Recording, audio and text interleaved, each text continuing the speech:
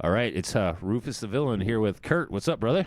What's up? How you doing? I'm doing okay, man. I got you into a podcast that you weren't expected for earlier, No. and then now we're on our second one. We'll see how this goes. So what's going on with you, brother? I don't know. Kind of early retirement from being a professor for a while, so I could bring up Brad's. Brad? Yeah. Oh yeah, well, Brother passed. Had to take on taking care of him. yeah. So that's a heavy note, but Yeah, well, sorry. But no, that's all good, brother. But one of the things we were talking about before is you were one of the things you were talking to me, and I was like, wait, save it. Let's talk about aliens. aliens. Let's talk Okay. about aliens. Let's get All right. Kurt's. First off, one has to understand, okay, no hatred against me. I'm a theoretical physicist, which means logic dictates yes. If you want to get down to the nitty-gritty. Well, it's a mathematical impossibility. On the contrary, there's actually a mathematical equation both ways, on both sides of the matter.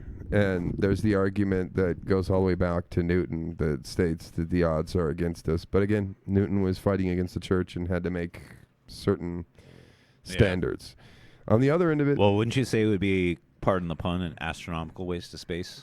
Absolutely. Yeah. Which is the other argument. But then the valid point is that, all right, talk wormhole technology, all right? It's a well-known scientific fact that in order to produce a wormhole that would actually project us at any distance through space would take 5 to 15 of our sun's energy. The entire compiled as far amount as of like energy. the thermal energy. Exactly. Which is impossible for us to dream about doing at any foreseeable future.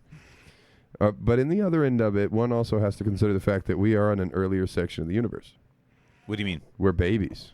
Oh, I see There what you're are saying. Earth-like planets that are further out in the galaxy that have been around for trillions of years. Okay. Which means if you were to think about an evolved species much like ourselves, evolution is not just biological, it's intellectual, it's technological. So if someone had reached a point of technology where they surpass us by millions of years, the idea of coming up with the concept is not far gone. Well, like the big thing that I've seen is like, okay, say we've been visited by Greys or whatever you want to call them. They would have to have interstellar space travel. Not necessarily. We're You don't think assuming so? the grays in question are from another planet. Interdimensionality is Okay. a much more believable concept. Yeah. We've had historical situations that cannot be explained. You've heard of the two green children that appeared out of the woods, right? Yeah. Talking about they're from another place we couldn't locate.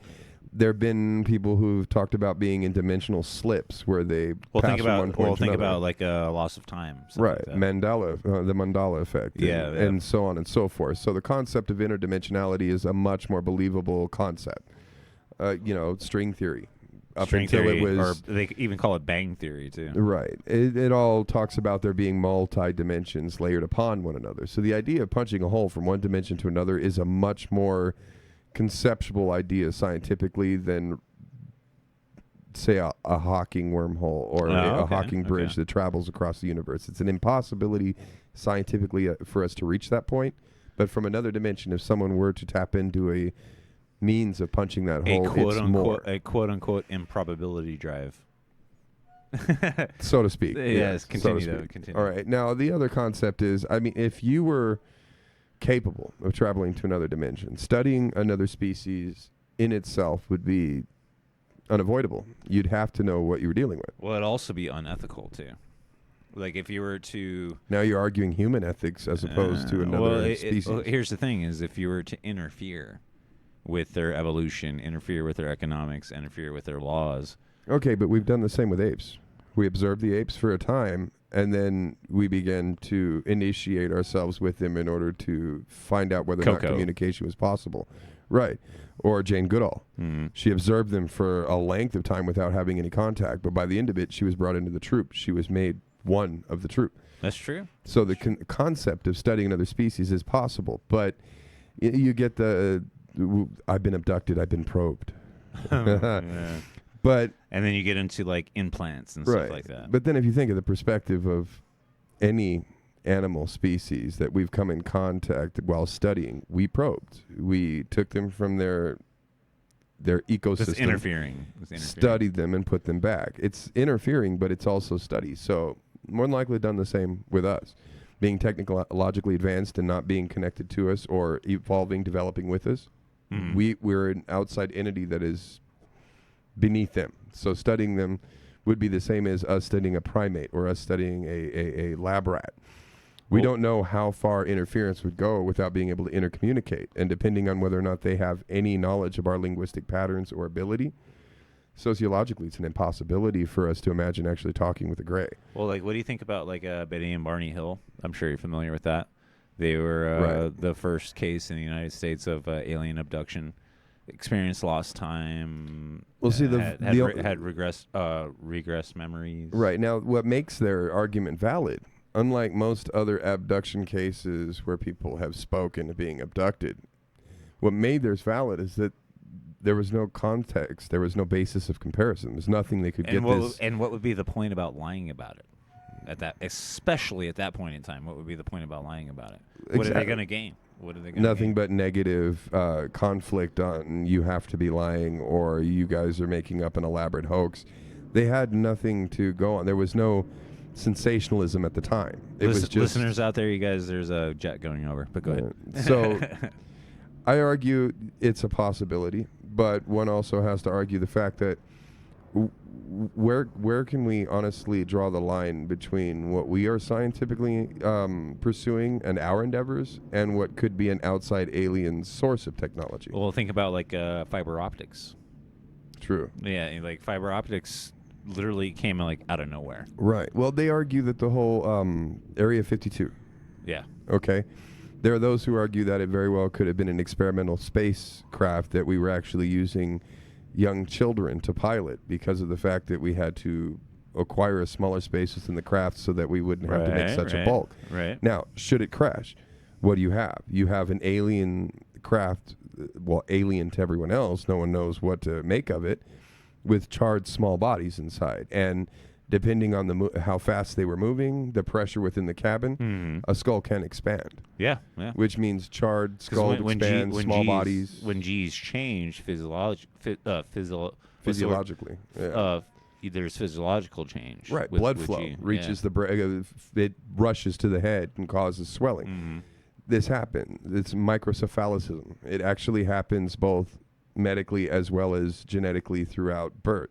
There are children who are born with overly enlarged skulls, water in the brain, things of that nature.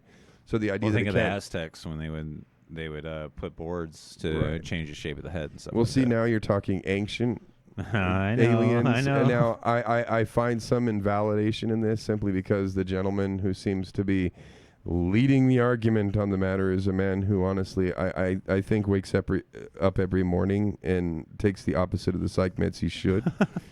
Because a lot of the crap that comes out is just, it's him making connections that can't possibly be. Now, there are arguments, like, for instance, at that time, we had no means of traveling from continent to continent. We had no means of communicating from one tribe of people to another. Communication or long-distance communication. Now, so then you have to look at the people who tell you, well, it's possible that we all came up with the same concept of pyramids at the same time. Well, we came up with the same concept that our ancestors or gods from which we worship all came from the same star cluster.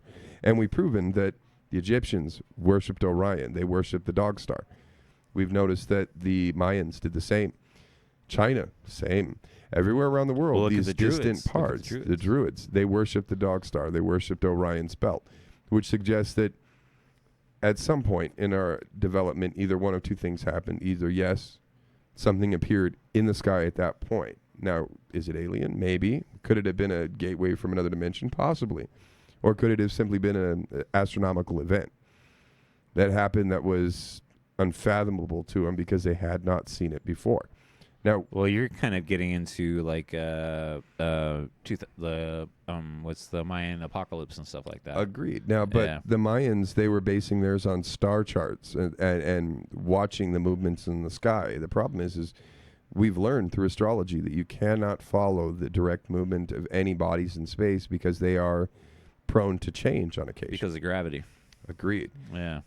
Einstein proved, Equals gravity MC bends squared. the universe. Exactly. So if we're going to talk along those lines, it's possible they could have very well seen a neutron star exploding, lit up the sky. It could have been. But if they saw a neutron, comet. if they saw a neutron star exploding, that star could have exploded 2,000 years prior. Agreed. But what if it were two comets colliding in the sky? Yeah, I which mean, is the very odds- unlikely. Astronomically, mathematically. But if this were to happen, it could also describe why different cultures throughout the past started dying off from different illnesses that were very similar on a bacterial level, which means if these comets were to have panspermia type Okay. biological issue that mixed with our own organisms and actually caused illnesses to appear at that time. I mean, the Black Plague, they claim that it came from fleas on the back of rats and yet all over Europe, they were talking about seeing people wearing something that looked like gas masks that looked like the Grim Reaper swinging it with smoke appearing from behind it. The plague doctors. Well, not so much the plague doctors. They talked about in the middle of the night, around 2, 3 in the morning, they'd see a man out there with what looked like a sickle, but smoke coming from it, wearing a black suit with what looked like a gas mask. It wasn't a plague doctor like a bird mask, sweeping it back and forth over the wheat. And the smoke would work like a haze over the wheat and then dissipate suddenly, and the man would just stop being there when someone went to go grab someone. These accounts happened all over Europe, and then shortly after, the plague hit. So science...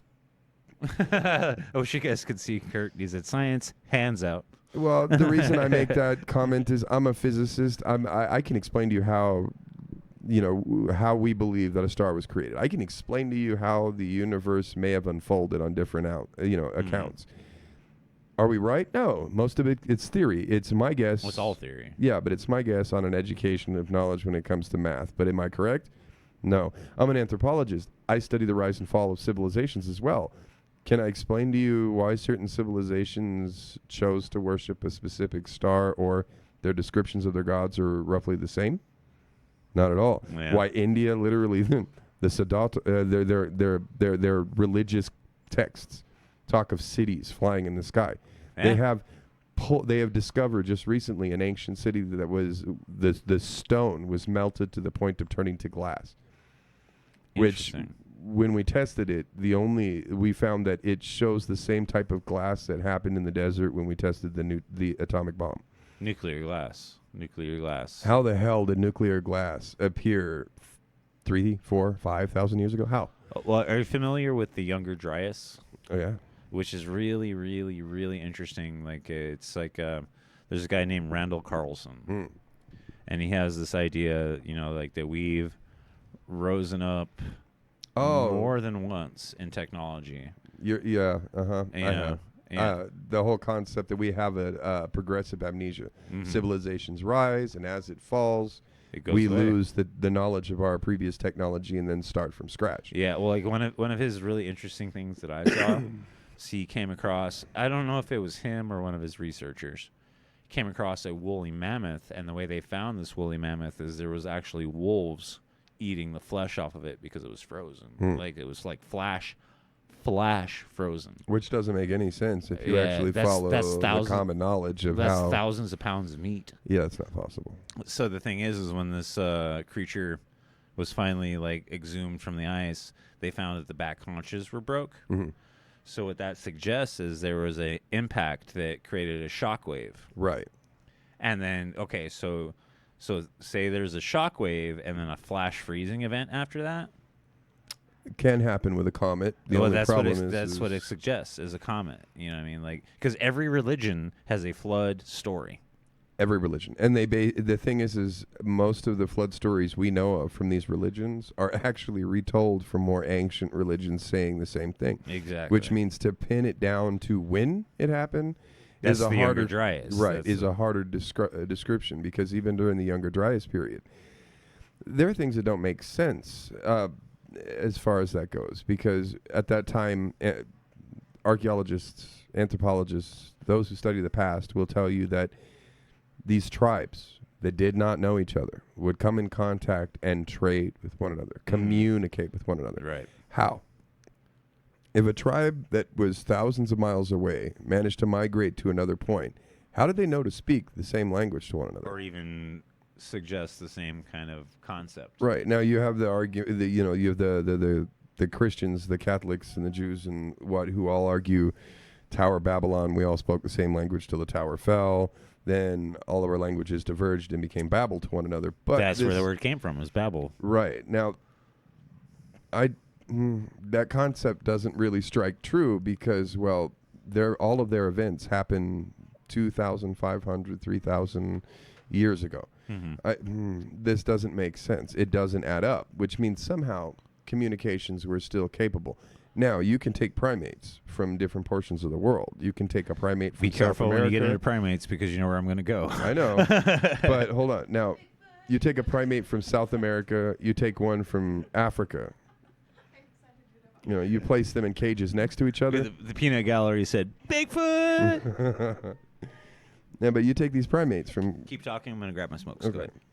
But you take these primates from the other side of the world... Okay, and place them in cages, and within a moment, they already begin to find ways to communicate with each other. Right. It almost seems like a animalistic sign language, so to speak. They know how to interact. Right. Now, this can be explained. I mean, let's face it. As an anthropologist, I've been in positions where I was standing among a tribe of people who could not communicate with me, and yet they were still able to communicate food simply by placing their hand to their mouth. Well, it's like but real quick, not to overgeneralize it. Right. This. Anywhere you go, people know what this is. The middle finger. Yeah, like anywhere you go, right. People know what that means. Anywhere you go, if you hold your hand up like this, that means wait. Two up in front of your hand is literally a sign of submission. Exactly. There's now. This can be argued. This is valid. I will argue this, but on the same instance, this doesn't describe how technologies, how we progress so rapidly. And this is something every scientist on the planet cannot explain. It stymies them all. All of us will say the same damn thing. There is no way we went from hunter-gatherers, chipping flint, making arrowheads, to progressively becoming able to produce artificial intelligence on a computer within a matter of 10,000 years. Not even that. How in the? Not even that. Right. So you're going, okay, something happened. Something sped up our progression. This makes sense. But could this have happened before? Could there have been a situation where... An outside influence. Maybe. Or maybe it was simply an inside influence and that we are genetically predisposed to make leaps and bounds. It's possible. And then you get the scientists who argue, well, we're not so much primates. There are moments when we're primates. I mean...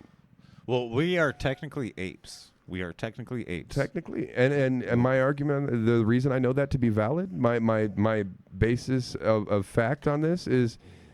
Mrs. Chime-in a second ago, who decided to point out the peanut gallery. We'll call it the peanut gallery. The peanut gallery back there. Her favorite pastime will be sitting there trying to pop zits or yeah. Just say hi. It's okay. She waved. That's good enough. Yeah, but she pops zits, picks blackheads, and she'll grab. No, but she'll grab her kids and start sifting through their hair to find to see if they have. Lice before they go to school. Well, it's a primate grooming tactic, yes. Which is also something that primates use in order to feel more closely connected to their it's unit. A community building thing. Exactly. I know exactly what we were talking about. Exactly. So with that in mind, of course we're primates, but what makes us special is the fact that unlike any other primate on the planet, we develop at a rapid rate. Right. We learn things that. Well, have you seen anything about like chimpanzee warfare? Yes. That's some scary shit, dude. Absolutely. Like, they actually go out of their way to make weapons to which you can see. I'm no zoologist, whatever. No primatologist. So yeah, but you can actually physically see and watch the way they plan. And if you watch their eyes, you see wheels turning. You see crazy strategy forming. Yeah, I don't know how we got here.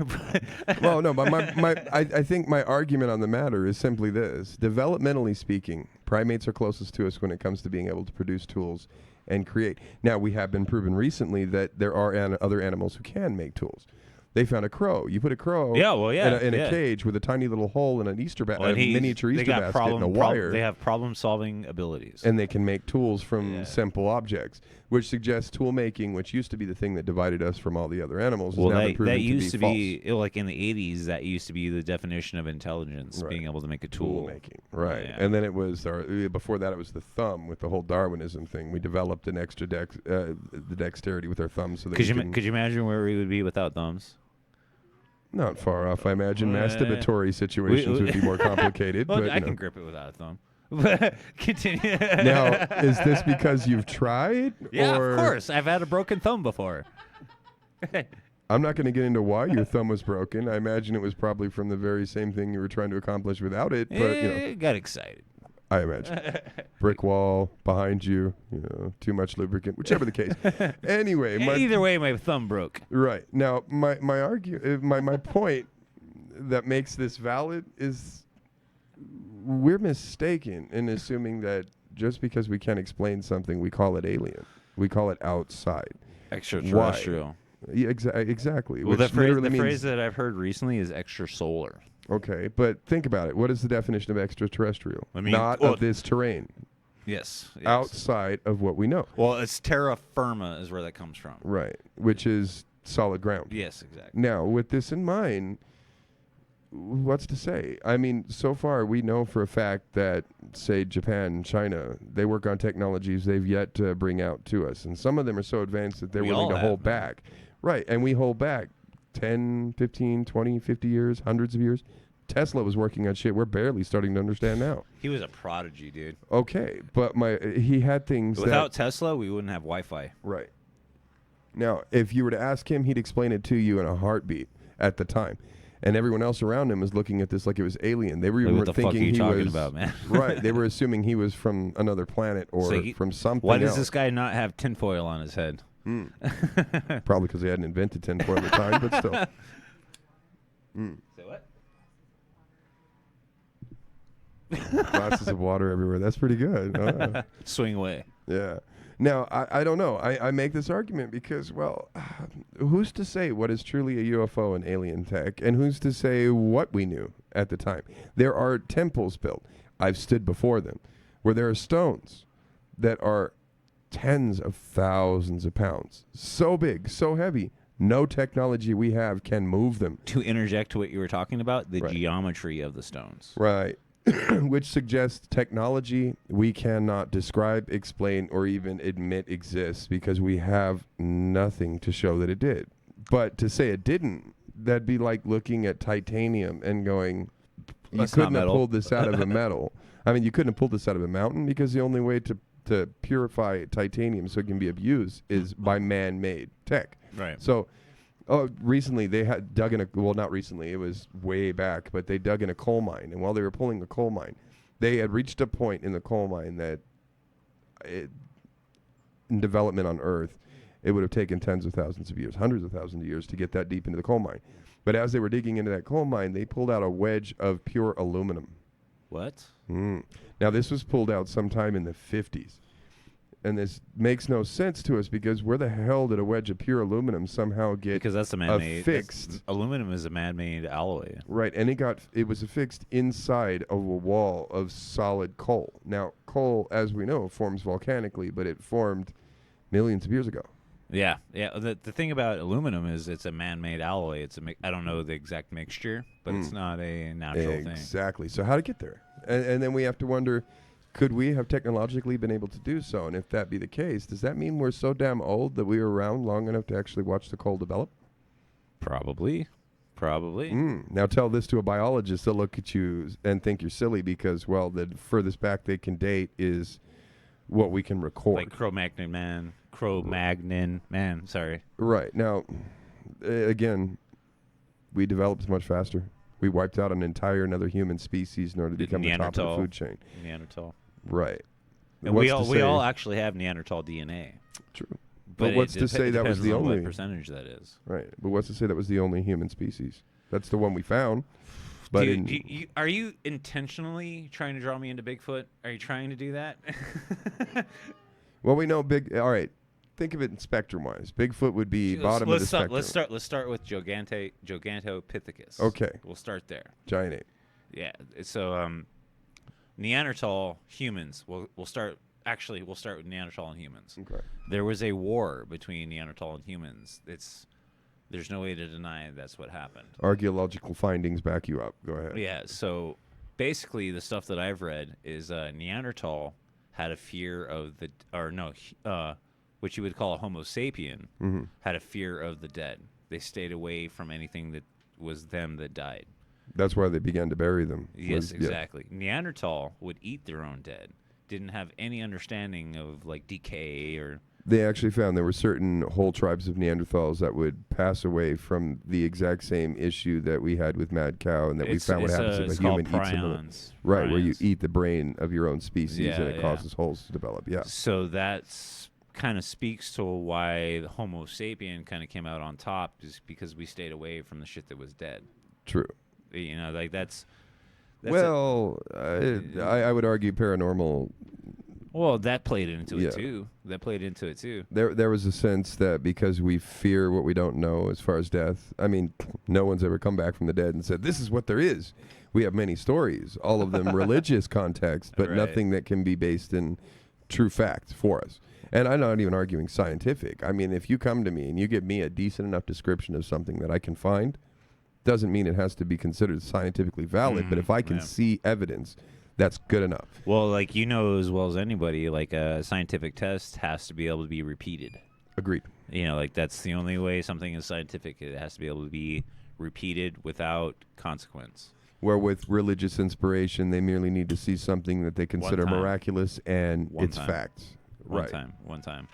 Based upon facts at that point. So, but my argument is, who knows? Maybe we have constant amnesia. Maybe we have moments where we have complete dark ages followed by Renaissance, and we are unaware that we had reached a level that we haven't yet. We are now reaching new heights with the internet. Right. Hover technology, anti-gravity, AI, laser technology. And what's funny is when Who's you look to say at we haven't done this already? Right. Well, when you look at ancient carvings on Egyptian walls, there's descriptions, right? But there's descriptions in papyrus and on walls that describe a religious leader tapping on one of these stones with a single rod. That's papyrus, right, and making the stone rise, moving it with one hand, and then tapping it again, and it falls. You know what they call that? An earthbender. Okay. Right. See, I even got a laugh out of the peanut gallery. Right. Well, no, but there's a scientist. But there's a scientist that argues that maybe they had touched on harmonics, because we've actually proven.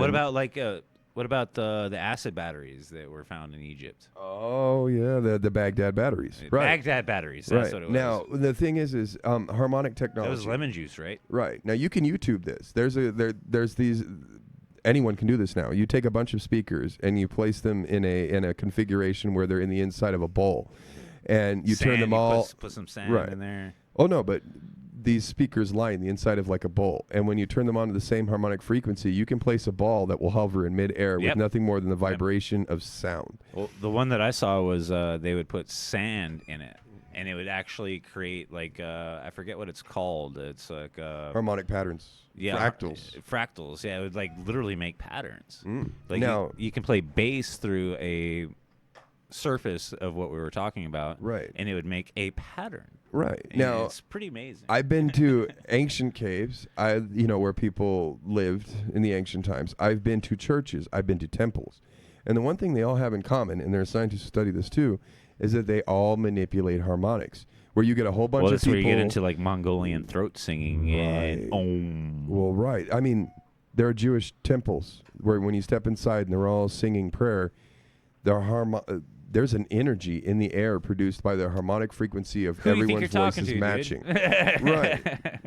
Shit, we played with didgeridoos years ago, and we're able to match. I still have that same didgeridoo. Well, still can't find it, but yeah, I agree. It's still here. It's still here. But my point on it is just, who's to say what we didn't know? I mean, technology-wise, it may not look similar to what we work with now, but the idea that we hadn't matched that point. Harmonics are a thing. Right. So who's to say what we could or could not match? And the descriptions they have of the ancient visitors from the stars, You go to Mayan temples. There's a description of a Mayan king that looks like he's sitting inside the cockpit of a ship. Right, I've seen that. Okay. I've seen that, yeah. You go to China, they have ones that, like clay sculptures Egypt that look too. like they're Egypt in too. spacesuits. Egypt, too. Yeah. All right, King Tut, one of the daggers that they found in his tomb was made from a specific metal that came from a meteorite. The problem is that you can YouTube this, too. There are blacksmiths who actually try to attempt to turn meteorite metal into a valid working knife or a sword and fail miserably because of the crystal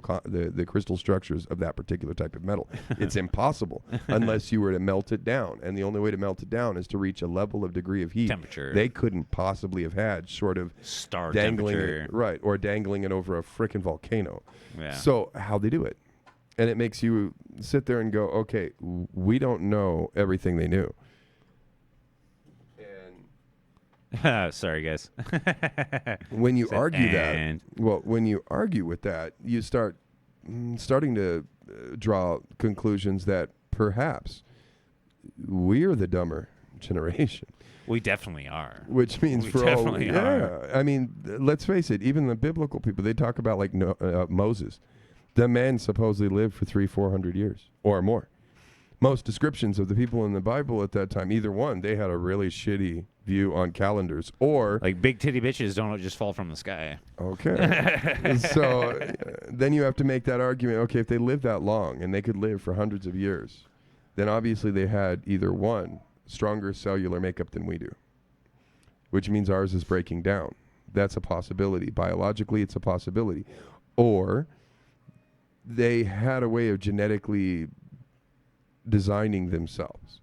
Oh, I see. I see. What you're And saying. like, you talk about them. CRISPR. Right. You talk about angels taking him into heaven, showing him something and bringing him back down as prophets. When they describe that, it sounds a hell of a lot like an abduction.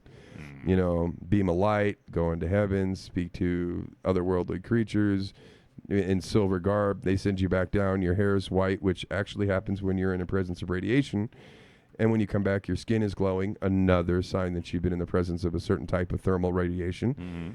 And you're filled with a knowledge of a future that you couldn't possibly know, nor would you live to see, and damned if it isn't all right. Well, perspective changes when you have technology.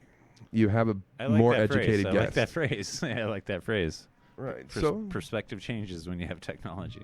So I argue, before another scientist does the invalidate, hokum, stop and consider the fact that you only know what you're privileged to know by your generation and your anthropological development. Well, think about like 8 tracks as opposed to YouTube. Think about that for a second. The fact that we were walking around with cell phones the size of bricks, and now we have ones that are they flat and fold. That have the technology to actually launch a rocket. Have you seen the new cell phones where you can fold the damn screen? Yep. Holy shit. That would have never been a concept before. Damn, did you hear that? Yeah, what in the hell was that? It was some kind of notification, but we're fine. We're being hacked. No. The government's listening in because we're talking about aliens. No, if anything, I'm arguing that our scientists, me being one, I can honestly say that we are only allowed to do what we are allowed to do when governments and the people of power give us the right to, or allow us to. You're saying that we're bound by the available technology. No, we're bound by the people who allow us to pursue it. That's what I mean by available technology. Right. Once we reach a certain point where we start to scare people with what we can do, they want us to back off and stick with the lesser of what we're able to accomplish. But that doesn't mean that they aren't looking at it going, all right, take these smart bastards, put them off somewhere, and let them study further just so that we can figure out what they're talking about or what they can do, which is why there's a man who literally had disappeared off the face of the earth after he managed to figure out how to run a car on water. Have you ever heard of what the hell? Have you ever heard of 20 and back? Mm. Have you heard of that? Mm-hmm. 20 and back's some pretty interesting shit. Like it basically has to deal with the abduction. Right. And then whatever individual is gone for 20 years, they experience 20 years in another time and place, and then they're put right back into the time and physical body that they were abducted from. Agreed. Now, what about that whole plane full of people?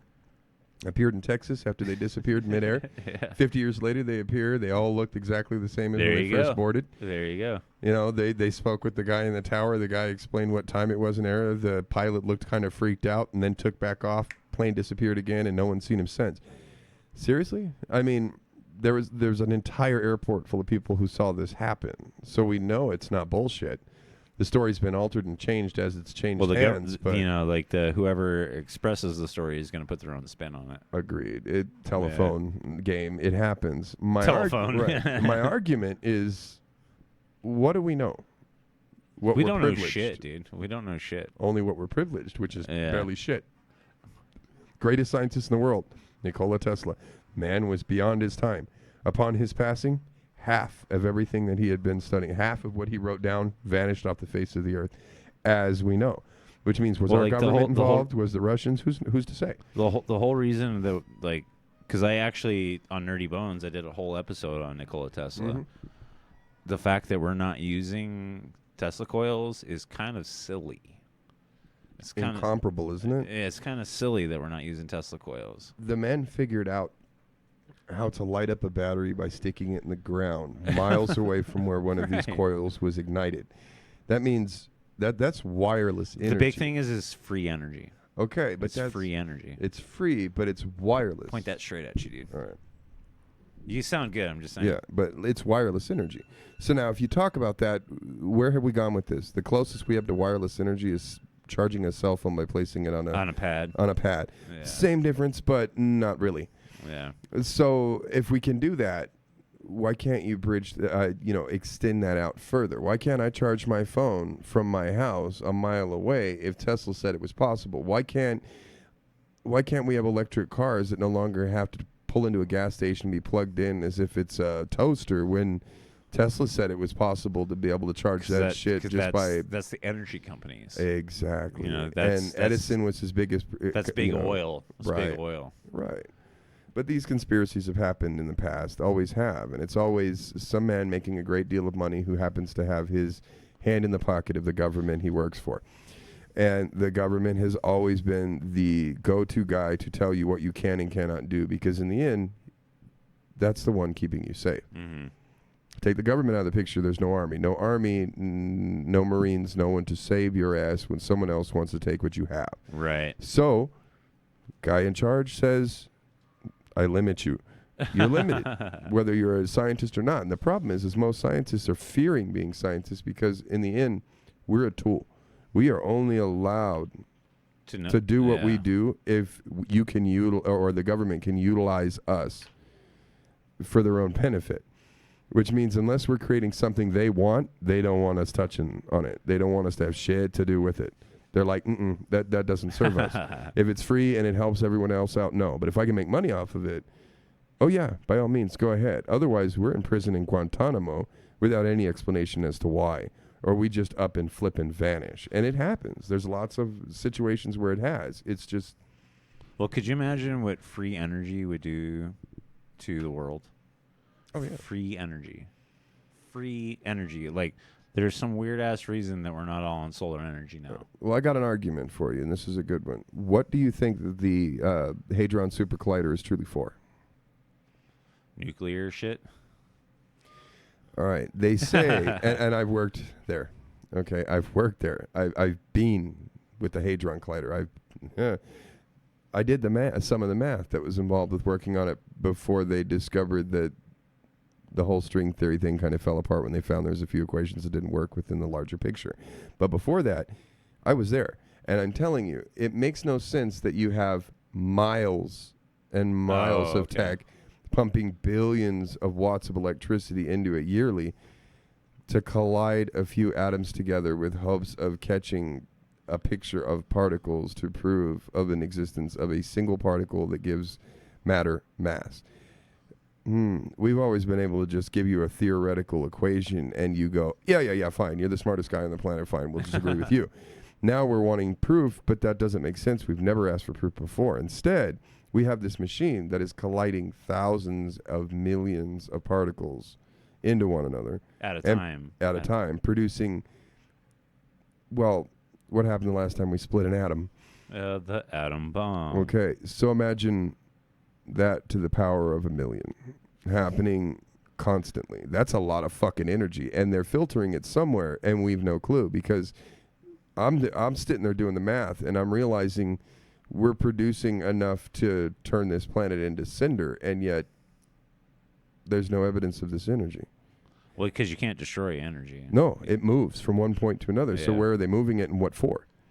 And then you start to realize that they have had issues with it before where it turned off, turned itself back on, or there have been descriptions by a scientist or two, I'm not going to say which one, who's told me that a point of light appeared in the middle of the air inside the lab, continued to expand, and he could have sworn when he looked through that point of light, he saw somewhere that wasn't the other side of the lab when he looked into it, and then it snapped shut. Could that have been an opening to a dimension? And if that be the case, are they doing that elsewhere with the energy they're filtering out? This is underneath, mind you, this is underneath Lake Geneva. Big place.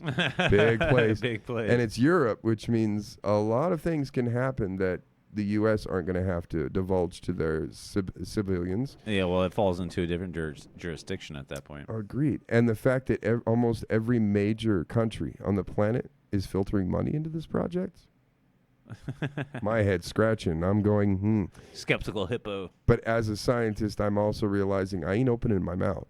Because if I start asking the wrong questions or the big questions and someone doesn't like me doing so, I ain't just fired. All of a sudden, you're part of the BPRD. Exactly. You know what I'm talking about? Bureau of Paranormal Research and Defense. Well, it's not even paranormal. It's just simple knowledge. I mean, Jesus. You light a firecracker, there's a boom. If you light a firecracker, there's no boom. Either one, the firecracker's a dud, or two, that shit exploded where you didn't hear or see it. So you're going, where's the power? Where's the energy? Where's the energy? Yeah. Now, they shut down NASA, but we're still launching rockets. Yeah, a lot of these things don't make sense on a scientific level. If we're progressing so far and we're still doing all these this scientific endeavor, why are we showing no signs of anything from it? It's because why are we still doing it? It's because they don't want to show it. Exactly. So then when you start talking alien tech, you start talking UFOs, you start talking experimentology, you're talking time lapses and jumps, interdimensional jumps, you're talking Mandela effect. Who's to say these aren't all more or less actual based in scientific relevance reactions to what we are doing? Well, like one of the things I was thinking about tonight is in particular, this is going to sound funny, right? But in particular, I had deja vu about tonight. Ah, well. Really interesting, legit. I had deja vu before we recorded. Right. Legit deja vu. And that's a whole... Which is an impossibility when you consider where we're sitting, because this is, all in all, what, the first attempt we've had at doing this? Second, considering you were on a little while ago. Yeah, but that's still, this was a specific type of deja vu, correct? Yeah, exactly. Right. And before that, we saw each other a couple of months ago, and before that, it was years ago. Yeah, so for you to have deja vu that was so particular, so exact, it almost seems as if you had a scope, a step ahead of yourself. Yeah. And people have it all the time. Been here, done that. Right. People have it all the time. And how can most of society argue, I remember a certain particular piece of a past that now I'm being told never existed? Is there a possibility there was a dimensional shift? See, dude, I can't argue Possible. that. I can't argue that. Can there be the possibility that these people who are having these 20-year jumps, could they really be leaping into the future and then leaping back? Could it be deja vu, or could they honestly... more or less the conscious or subconscious part of them is actually being taken out and placed in their own physical body 20 years in the future and then being returned. For the layman, explain the Mandela effect. No, the Mandela effect is like this. Okay. Well, you do that. Right. I'm going to step away, but keep talking. Okay. Well, originally the Mandela effect was that people actually recalled the death of Nelson Mandela happening differently than everyone argues it did. And now they're claiming other things that have happened the same, like a line from Forrest Gump, or, a certain symbol from a restaurant or a toy that you might have known or remembered being different than it was. Jesus, they even say there was a movie Sinbad did where he was a genie, and yet he argues he was never in one. Can it be that we're all having the same conscious lunacy? We're all losing our mind and actually... having these delusions together? Yeah, I argue against that. But then in the same instance, We've seen similar things like this happening in sci-fi movies. We've seen it happening in sci-fi television shows where this same subject has been brought up in the past by other sci-fi writers. And we see it happen with sci-fi writers where they literally write about something and then decades later it comes true to term. Well, Star Trek concepts. I'm returned, but like Robert H. Heinlein did a lot of that.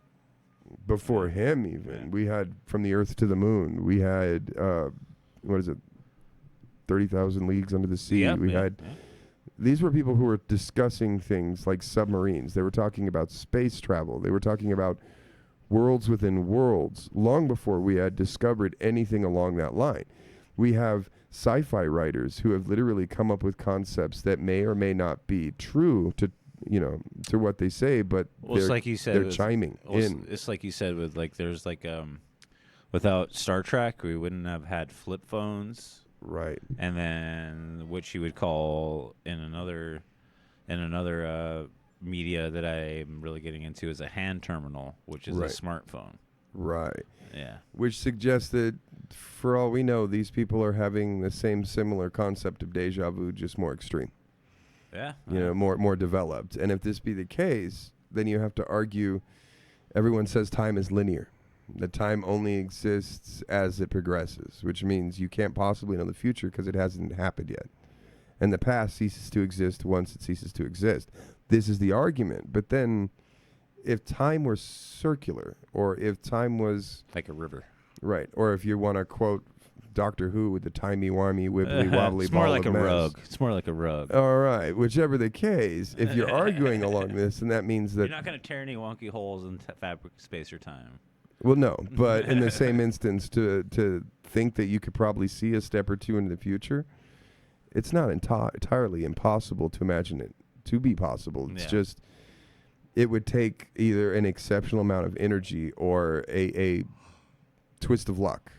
It'd be like seeing something out of the corner of your eye, that genuine one time, like the flap of a butterfly that seems slow motion, or lightning striking in just a way where you can honestly see the tree before it explodes into fire. That's where you get into like the whole like Bill and Ted part of it. Like you could go back and change something. Butterfly effect. But like, here's the thing: is like Bill and Ted style. If you had to go back and change something, you've already done it.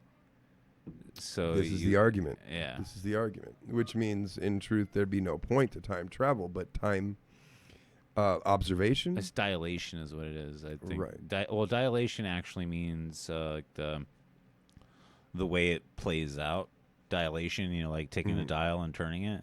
Focusing yourself on a specific point. Yeah, it's like the way it would play out. Like, so if Bill and Ted style, if you had to go back and leave yourself a set of keys, like they had to do, you would have already done that 1,000 million quadrillion times. Right. So, now, but then there's the argument, though, that if you can see into the future, the reason why nothing would have changed is the argument that outside observers, it's an impossibility. As long as it's impossible, it's probable. Well, it's like Terminator. Right. Like if the original T-1000 or 101, Model 101 would have gone back and actually killed John Connor, the whole story wouldn't even exist. No. Exactly. Exactly. Yeah, but in the same instance, think, I'd hate to dumb it down this way, but think almost in a demented kind of boy who cried wolf concept.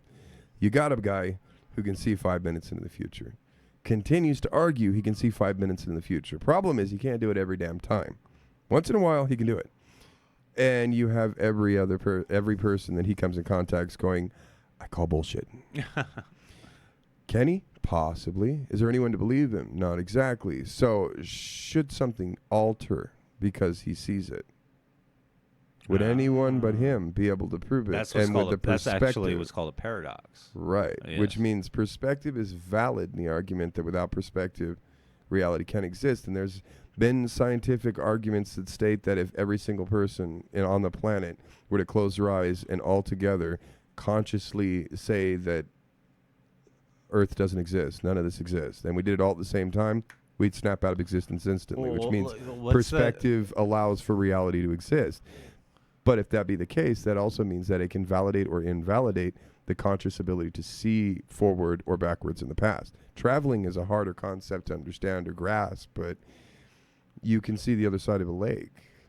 Yeah. But if someone with bad eyesight can, they're going to argue that what you see on the other side of the lake may not be there. Right. Well, there's I forget what the theory is called, but it's like when you observe something, observing it actually changes the data. You know what I'm talking about? Like it's right. Just by observing it, the data changes every time. Yeah, and it will consistently change as you observe it. Yeah, which is I'm no astrophysicist, but no, actually, you're hitting on some shit that is something that most of us sit across from one each other, half liquored up, trying to argue, for the sake of entertaining ourselves. But most of it is shit that really does leave us quaking in our boots, and at the same time wondering, how much of this can we be consistent with? Because you could base an entire religion on just this. Just because of the fact that you measured, just because of the fact that you measured something, right, will change the measurement. Not only of time, of reality in general. Yeah. And I wish I had a much more detailed way to explain that, but I've seen that so many times, like on all the stuff that I watch. Like I said, I'm no expert. But I do have a pretty solid understanding. Right. Well, perspective is mainly a spectrum of observation. Okay, so what you see or believe you see is only a small portion. I mean, I hate to quote the damn movie because it was a disaster of a remake, but the lady said it in the new Ghostbusters movie. We only observe 4% of reality. Right, yeah. 4% across the board. Okay, she was quoting actual scientific relevance there. That's true. 4%. Now, if you were to think of it like that, then you'd be a gnat observing the bottom of a beer bottle. All you'd see is that single little reflective point. You have no concept the entire beer bottle exists unless you were able to go outside of the beer bottle to see it. Right. Same concept can be said in our situation. So to argue we can't see into the future or the past, or argue that some parts of reality could not exist, Bigfoot may exist, and we just have not observed him. And for someone to argue it's invalid because we've no evidence, yeah, but we didn't have evidence that, the Earth orbits the sun. We didn't have evidence that suggested that there may be other Earths out there. We didn't have evidence that the universe continues to expand. These are all things we discovered in time. Right. So what we know today will change for tomorrow. But for someone to say, I glimpsed the future, but I was only to catch a split second of it. I saw a car accident just before it happened. And then it happened. Precognition. Right. Does it mean they're lying? No. Could they stop it? No, because it was only a second in the future, which means there was no time to halt. Okay. Yeah, so picking up from what you were just saying, what were you saying? All right, well, all I'm saying is that if you argue you observe the future, even a little bit, if you say you see 20 years into the future, that's fine. But the problem is that the majority of the people who claim to see into the future do not have the capability of putting a stop to it. They have no one to validate them, and not only do they not have anyone to validate, but they have no means in which to change anything for the better. So because of it, they're invalidated. But one should never not believe. It's a hard kind of hard thing to put it like a nice little bow on. Right, but if one's to believe only what you want to believe, understand you observe 4%. And you observe what you want to believe that doesn't scare the living shit out of you. So keep your mind open. Be comfortable in the idea that there's more that we don't understand, and that even the smartest people out there are still scratching their heads at a lot of it. Well, Kurt, brother, I thank you for coming on the show. That was a fun recording. We'll do this again. Your first real full-length podcast. Gotta tell you, I'm hooked. Did you have fun? Yeah. All right, brother. So we'll think of a good topic for the next time we sit down together. And thank you for being here with me, man. Yeah, not a problem. All right, man. We're out. All right. Later.